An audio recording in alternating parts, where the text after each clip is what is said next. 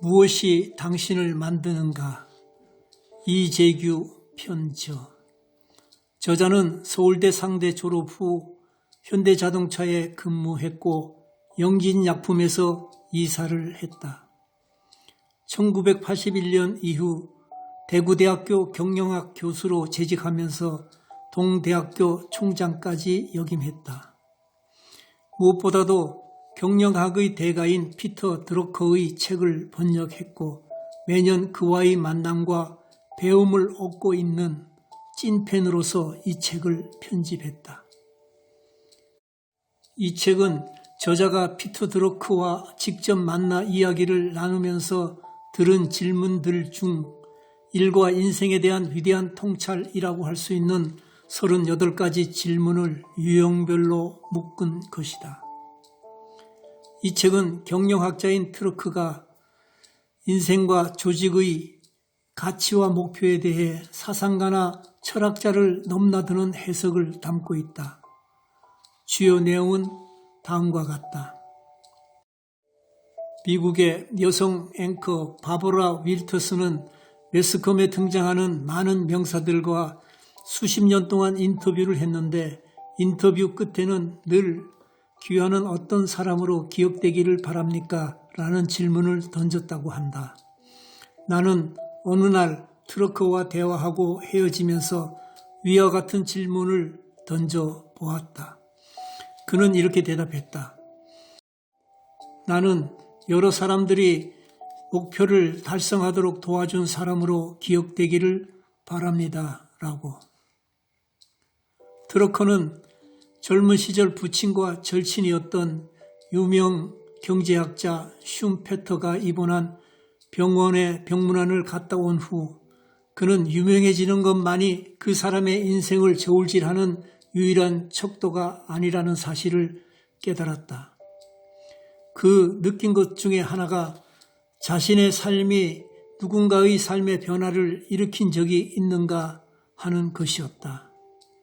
그는 평생에 이 생각을 갖고 자신을 순간순간 돌아보았다.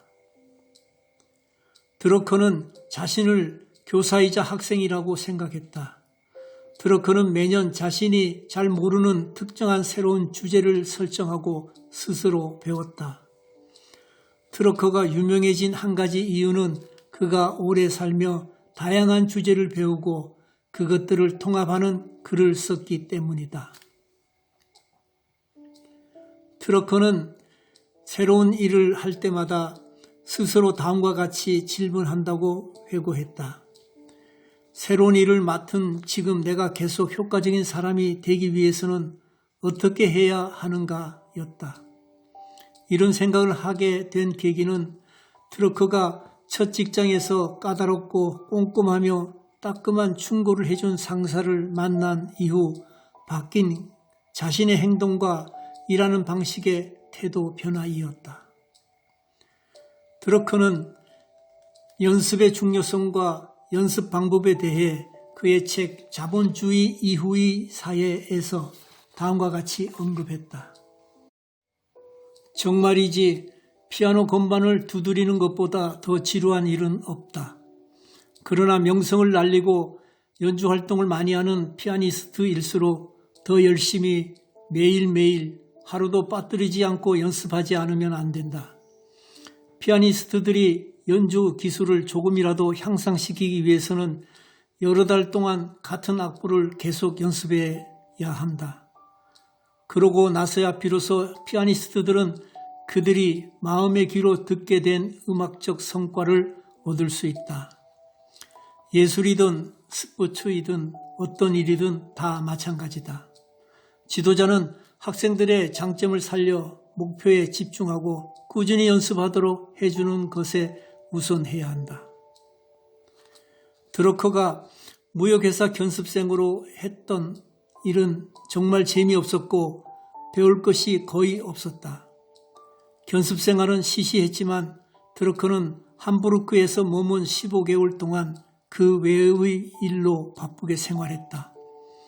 도서관에서 독일어, 영어, 프랑스어로 된 소설과 인문학 책을 수도 없이 읽고 소양을 한층 더 높였다. 드러커가 나중에 지식사회와 지식근로자라는 개념을 고안하게 되는 지적 편력의 배경에는 그의 정치학과 역사학에 대한 지대한 관심과 광범위한 독서에 놓여 있다. 드러커는 지식근로자는 자기 자신을 알기 위해 다음과 같은 질문에 엄숙히 답해야 한다고 했다. 첫째, 나는 누구인가? 나의 강점은 무엇인가? 나는 어떻게 일하는가? 둘째, 나는 어디에 속해 있는가? 그리고 어디에 속해야 하는가? 셋째, 내가 기여해야 할 것은 무엇인가? 넷째, 나는 어떤 관계 책임을 져야 하는가? 다섯째, 나의 인생의 후반부를 어떻게 계획할 것인가? 이러한 5가지 질문에 모두 답할 수 있는 그 사람은 성공적인 삶을 살 수 있을 것이다. 드러커는 그의 책 21세기 지식 경영에서 경영에 대한 패러다임으로 다음과 같은 것들을 소개했다. 경영은 기업 경영만을 의미하지 않는다. 단 하나의 올바른 조직이란 존재하지 않는다. 경영은 법률적으로 규정하는 것이 아니다. 경영의 범위는 정치적으로 규정하는 것이 아니다. 경영의 영역은 조직 내외부에 걸쳐져 있다는 등이었다. 드러커는 성공적인 리더는 내가 하고자 하는 것은 무엇인가 라고 질문하지 않는다. 그들은 마땅히 해야 할 일은 무엇인가 라고 묻는다고 말했다. 그렇다면 그가 남긴 유업은 과연 경영학인가? 삶을 바꾸는 일인가? 깊이 생각해 보면 경영이란 삶을 바꾸는 일이다. 그 점에서 드러커의 판단과 가치관은 정석이었다. 드러커에서 배울 점 한 가지는 현대 경영학의 아버지 혹은 창시자라는 말을 듣는 그가 스스로 도구마에 빠지지 않았다는 것이다. 드러커는 나는 우상이 되어서는 안 된다 라고 강력히 말했다. 이상 경청해 주셔서 감사합니다.